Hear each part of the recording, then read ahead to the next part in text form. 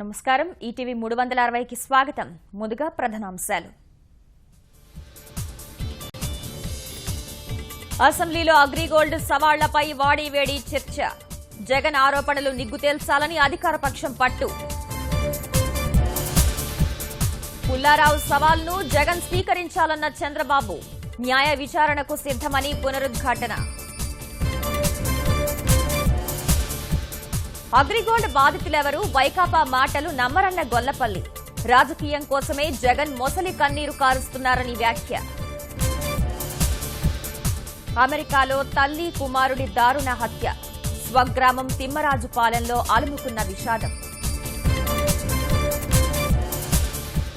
శివసేన ఎంపీపై విమానయాన సంస్థల సమాఖ్య కన్నెర్ర. ఇకపై విమానంలో ప్రయాణించకుండా నిషేధం.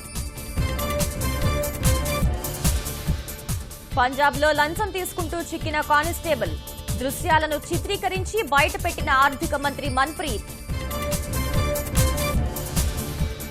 రేపటి నుంచి ధర్మశాల వేదికగా 4వ టెస్ట్. కోహ్లీ ఆడటంపై కొనసాగుతున్న ఉత్కంఠ.